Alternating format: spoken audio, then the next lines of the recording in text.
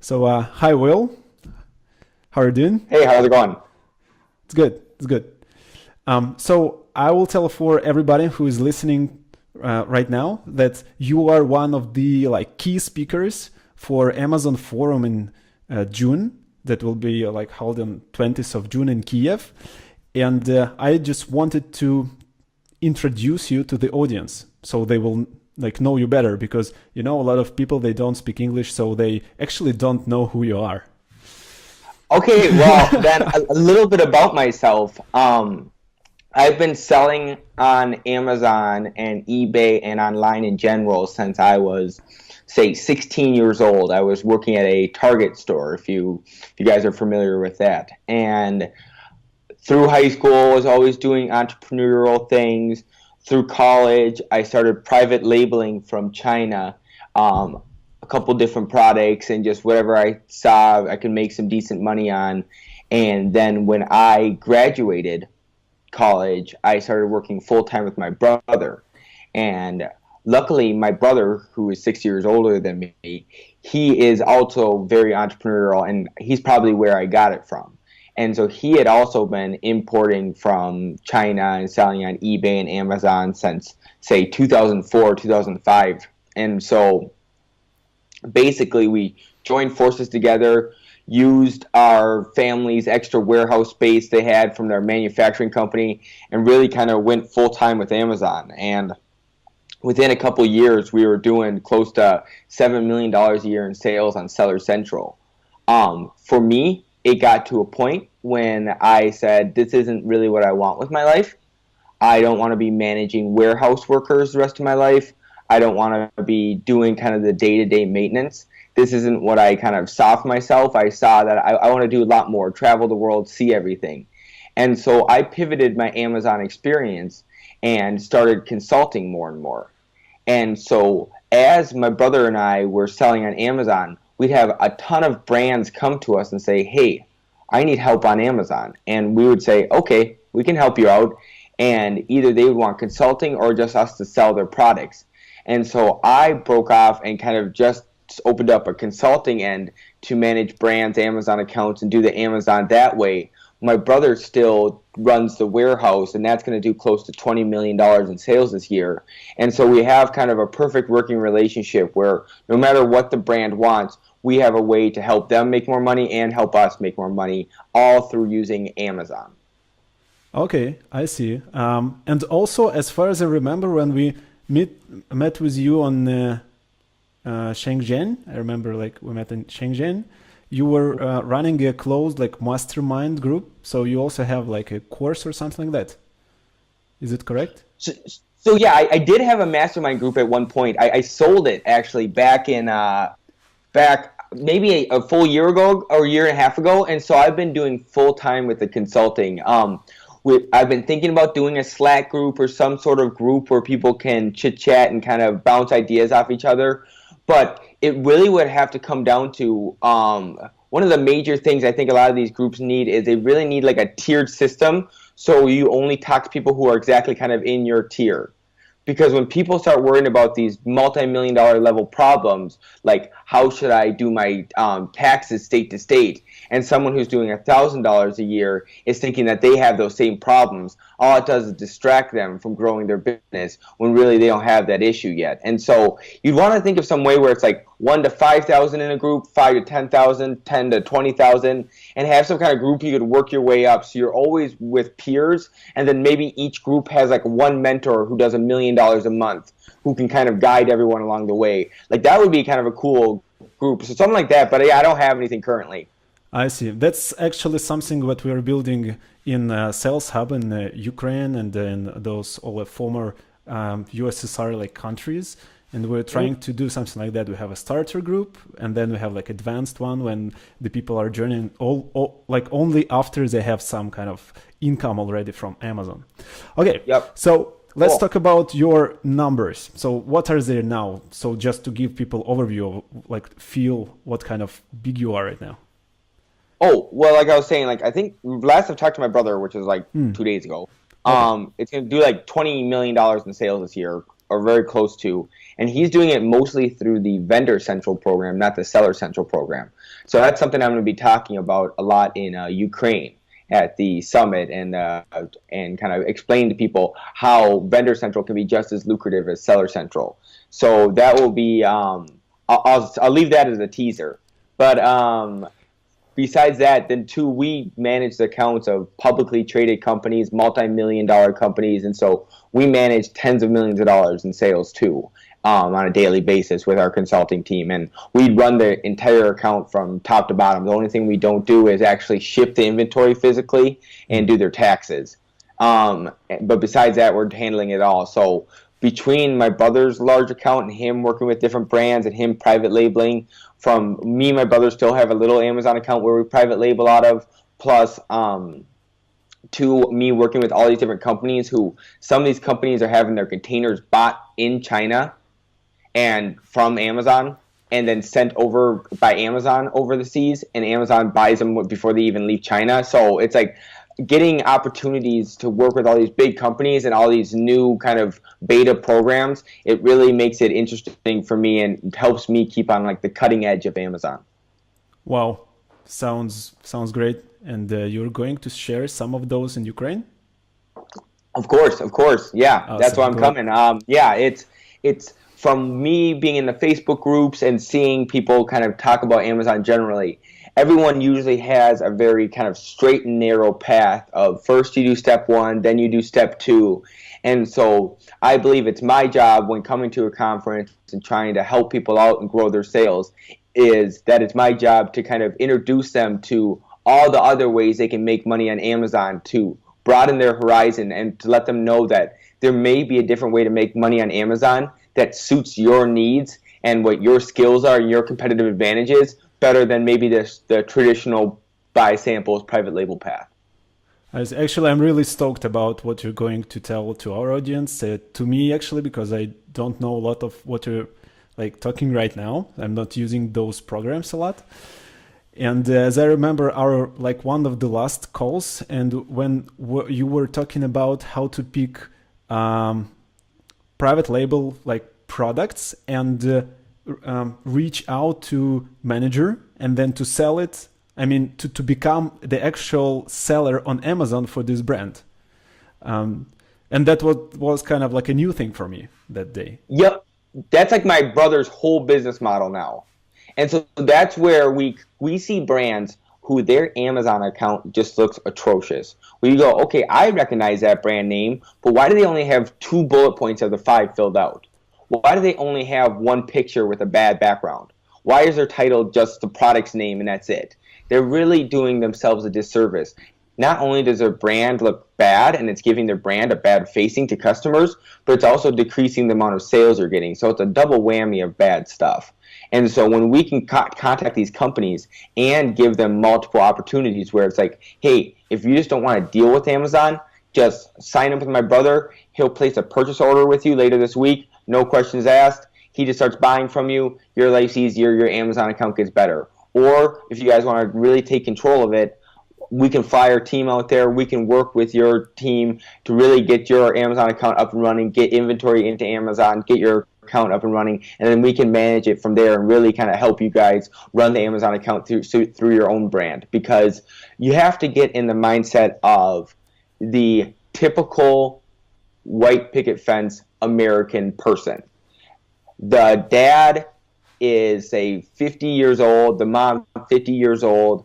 They went to college, they got the normal corporate job, they did their kind of their family, driving kids to soccer practice, doing this, doing that. They don't have time to lurk around on Facebook groups to see how to do the best Amazon selling.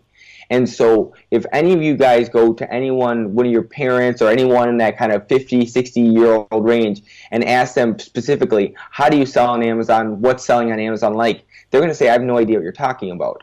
And these are the same people who are now like CEOs of companies in the US and CEOs of these brands and brand owners, where you can still go up to them and say, hey, what do you know about selling on Amazon? And they go, honestly, I've been focusing on, we sell cowboy hats, and I've been focusing in the last 20 years on making the best cowboy hat possible for my customers.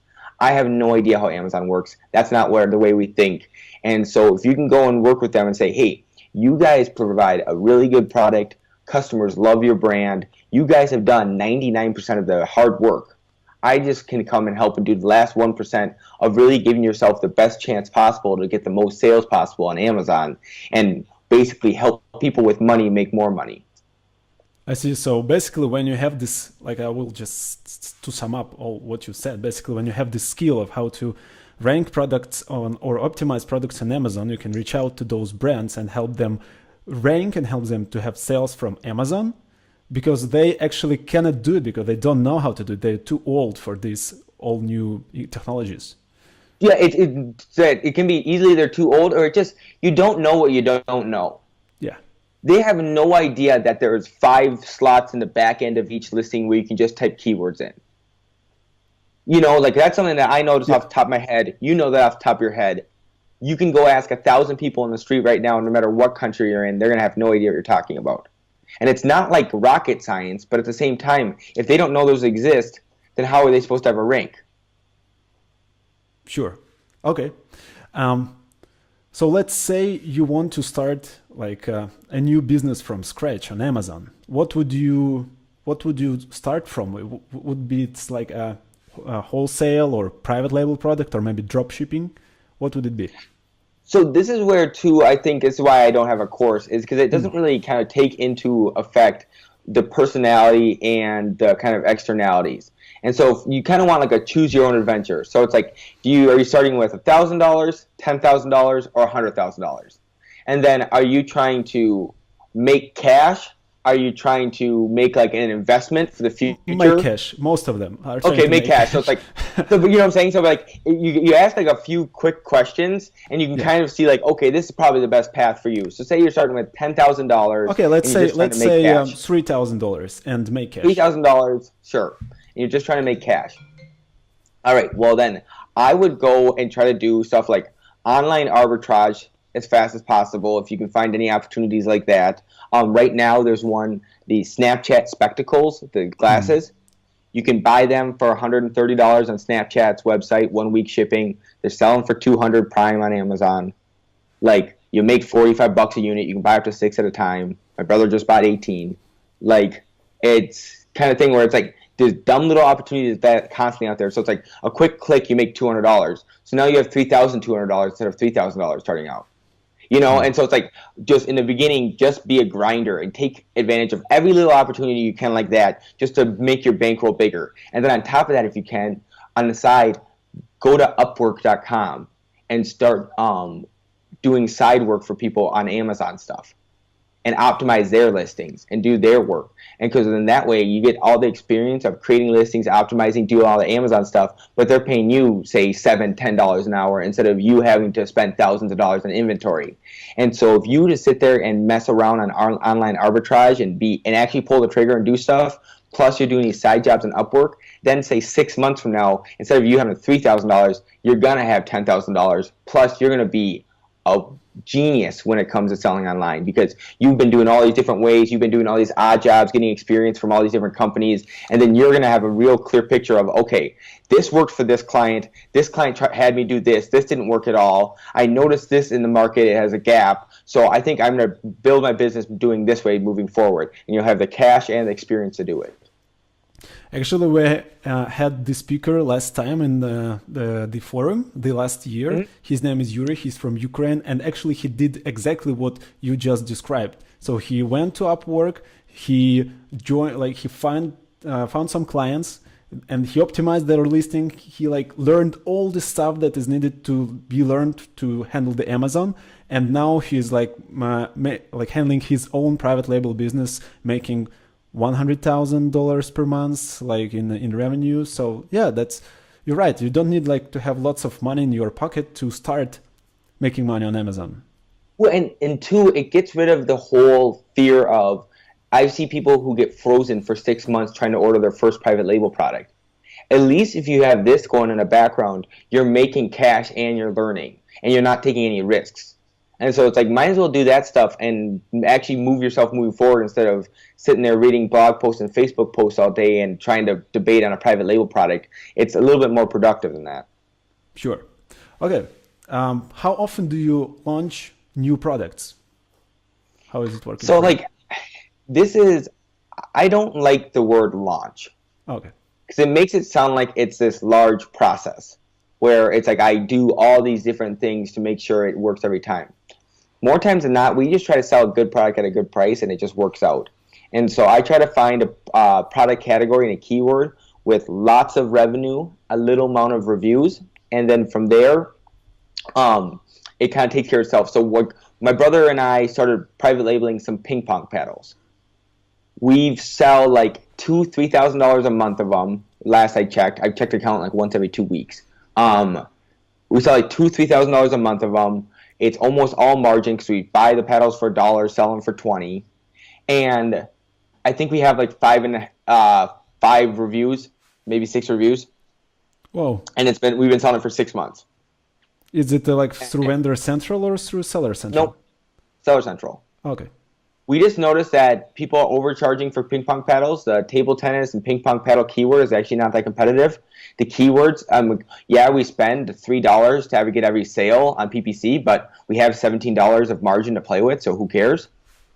You know, and it's kind of thing where it's like, just let it do it. And so it's, from my experience and other sellers I've talked to get a product up to $2,000, $3,000, $4,000 a month in sales, simple. To get it up to $50,000, $100,000 a month in sales, that's where it actually takes some real marketing, some real effort. And I don't want to do that. And so for me, it's like, I'll just keep launching these like super profitable products that are whatever, cheap and easy and no returns. If I do get returns, I'll just tell Amazon to destroy them since they're $1 paddle. I don't care. You know, like for every paddle I sell, it makes up for 17 paddles I don't sell. And so it's like, it's really kind of like a no risk product like that. So it's like, I bought whatever 3,000 paddles for $3,800 or whatever it is. So it's like one of these things that it can't really go wrong. And so that's the kind of stuff I like to go with. And so the actual launch sequence for that would be put them up on Amazon. We did it so there is like a 1-pack, a 2-pack, and a 4-pack, and then it comes in 5 different styles. It's all basically the same ping pong paddle, just different colors. Gave them cool names or whatever. No packaging, no nothing. And so some people buy 4-packs, and they each price for each model. So some people buy a 4-pack of them at $30 a paddle and pay us $120 for $4 worth of product. Wow. And so stuff like that, it's like, okay, well, I get one of those sales once a week. I'm killing it. I don't care. And so basically put it up on Amazon, put PPC on it, and then don't ever worry about it again. What were the initial investment for those pedals? As I was saying, I think it was like 3,000 paddles for like $3,800 or like $4,200. Like so $4,000.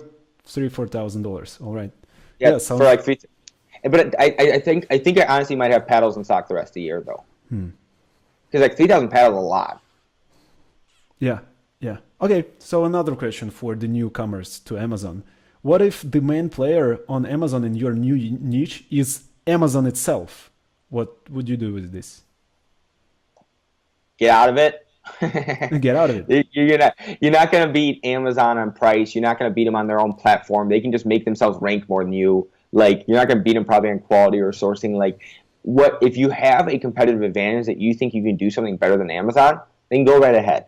But if there's no clear reason that a customer would choose yours over Amazon, besides like that yours looks prettier or something like that, then yeah, I probably wouldn't want to compete with it. So if Amazon started making, if I notice right now that Amazon made Amazon Basics ping pong paddles, I would probably try to go sell this brand real quick while it's still profitable. I see. And then Amazon Basics 6 months from now is just kicking butt, and I got whatever 20 grand for selling my brand. I see. And what do you do after putting those ping pong pedals on Amazon? What is the next step? Like, you have like 5 reviews. How did you achieve like those like crazy revenue numbers? Look, $2,000-$3,000 a month is not that crazy of revenue. Oh yeah. It's like I mean, you know, $2,000-$3,000 each set, or it's like combined through all. No, sets? Combined, all of them. Oh, combined. I see. But it's really one SKU just packaged a bunch of different ways. Okay. So it's like, it's basically one SKU, one listing, but we made it a bunch of variations just to make it look fancy. Okay. But aren't you so it's you're like losing some your like margin on Amazon fees? I mean, long time storage fees, other storage fees, or something like that? No? So no, that's the thing is that like all the paddles might be one pallet. Okay. So they may charge us $200 each quarter for fees, Okay. which is like nothing. And because it's like we're like I was saying, like these paddles legitimately cost us like $1.15 landed. And so when we package 4 of them in a 4-pack and sell that 4-pack for $100, the picking and packing fee is only once. So our fees are $20, our landed cost is $4, and we make $75. And so it's like that has to happen 2 times a quarter, 3 times a quarter to pay for our long-term storage fees. And so it's like you said, what do I do next? I go try to launch another product. Okay, so that's it. You're actually not doing any launch. You're just putting the product out there. That's it. Yeah. Yeah. Wow. And so this is the thing is that what I experienced was my brother and I had sold millions of dollars on Amazon. And I go and finally find out that there's like Amazon podcasts and Amazon Facebook groups and all this kind of stuff. And I noticed that everyone is doing the exact opposite of us. But we're selling more than everyone. Okay. And so it's a kind of like messed with my head a little bit because I saw someone say, hey, you shouldn't even run PPC until you get 50 reviews. I saw someone that put that in a Facebook group. And I thought in my head, I don't know if we have more than like 2 products out of our 1,000 we're selling that have 50 reviews. And we've done like $2 million in PPC sales. And our ACOS is like 6%. So like, is this person just making up stuff about 50 reviews or what is that person done $10,000 total in sales in their life and they're telling people that you need to get 50 reviews, but I've done actual math and actually sales and it's completely opposite? You know what I'm saying? So this is the kind of thoughts I was having where it's like people just say stuff to say stuff, it seems like sometimes. So what you're saying that you have all those listings with like less than 5 reviews and you're making like ACOS like down to 6% on those listings? Yeah, because it's like I don't go after like competitive stuff. I see. And so when you sit there and you go like, if I'm selling, say, an example is we used to sell this thing called a whole house fan. It's a $1,000 product. It's like an air conditioning unit that is now legally mandated in the state of California. Now, when we did the keyword whole house fan, no one was competing for it. And we did the keyword Title 29, the name of the law fan, which a lot of people called it, no one's competing for it. And so we're paying like 6 cents a click on a $1,000 item. So when we get 100 clicks and someone finally buys, we spent $6 to make 1,000. And so that product might only have 2 reviews, but anyone who knows they legally need to have it, they go and have to go buy it. And so it's like using a completely different mindset than like, I know people need this. It's not offered on Amazon. We should go find a way to offer it on Amazon. Instead of going the whole entire route of, all right, what's a kitchen gadget I can sell from China? Okay, is it okay. So it's looking at the business world in general and looking for gaps in the market. Where can I help people in general instead of being just in the Amazon ecosystem saying, what's a good private label product? I see. And those products, like $1,000 products, they're not drop shipped, right? You like have them somewhere, or you just. So what is the strategy here? You start real slow. Okay. So the thing is that's nice about it is you go and you can look up like sometimes like say with this we couldn't do it with it, but other times you can look it up on like Jungle Scout, see how the product's selling already, and go okay, well if they're selling $50,000 a month, I feel pretty confident buying $5,000 worth of it because if I get 10% of sales, I'm going to sell out in a month. If I get 5% of sales, I'll sell out in 2 months. Like I won't be stuck with inventory. Mm-hmm. So it's like that. So I try to start slow, but it kind of depends supplier by supplier how confident I am and what kind of terms we can negotiate. I see. Okay, so I got your strategy. You're trying to find out like the loops with like the low competitive niches, right? And try to like make your buck there with no reviews at all, with really cheap PPC and stuff like that. But what if client approaches you and like he wants you to consult, like to order consulting services, and he's in a really competitive niche. What are you doing there? Well, so then there's only so much I can do. And so say they're selling supplements. And I go, okay, you're selling protein powder? And I go, okay, why is your protein powder different than the first 10 people on that page? And they'll say, hey, well, ours works a little bit better than everyone else's. And I'm like, all right, well, that's going to be tough to put on the Amazon page. And then if I go to them and say, hey, how much money are you willing to spend on marketing and PPC this year? And if they say, hey, like probably $5,000, then at that point, I'd probably say, hey, we're not going to probably work with you. Because if they don't have a product that's actually different, and if they don't have something that's actually like, I can market it in a different way, if it's just the same thing everyone else is selling, and you don't have a budget to actually market against them, some of these other people that do have a budget and can just like bully you in PPC. And so it's like, if you don't have a very good product or a marketing budget, like Amazon's not going to help you. There's no keyword combo you can do to look up. Like, you're just not selling a very good product.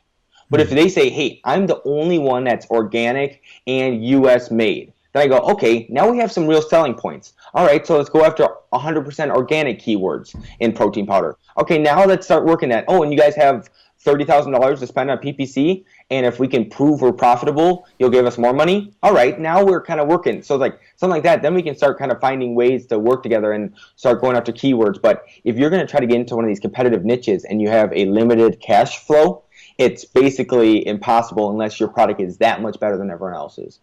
I see, Will. So now you were talking about like our PPC, like as a main channel. Are you using any other channels? Facebook, Pinterest, Instagram? No, I know how much time I spend on Amazon and how much I really try to get in the Amazon mindset and really thinking of exactly how Amazon works. And I can't imagine getting that dedicated and devoting that much time to Facebook ads too and Instagram ads and all that stuff, because I'm the type of person where if I'm going to get into it, I'm going to get like obsessed with it. I'm going to like not be able to sleep, like just love it. And so I've heard people using them. I've heard they work. If they want to do Facebook ads, then they can go hire a Facebook consultant. But that's not our thing. And so we get people all the time who say, hey, you guys know how internet works. Will you guys run our Facebook ads too and get us on Walmart and build a Shopify store? And it's like, I could, but like, I wouldn't pay me to do it. I'd pay someone else to do it if you could. Like, I'm sure you can find someone better who's actually done it before. I see. Okay, that was really nice chat. And to finalize it, I would like to ask you like the final question. How do you feel what is the future of Amazon, where the Amazon is headed right now, and where the like successful strategies are right now? So do you want to know like where is Amazon and like private labeling going, or like Amazon as a corporation going? Amazon and private labeling, and then Amazon as corporation, so both. So Amazon and private labeling, I think you're going to have to really niche down. I think you're going to have to become the expert in something that Amazon and big Chinese suppliers are just going to go nowhere near. So an example I used in the past was like equestrian stuff, like a special whip for a special kind of horseback riding, where it's like you can still charge $40 for this whip because it's a very specialty item.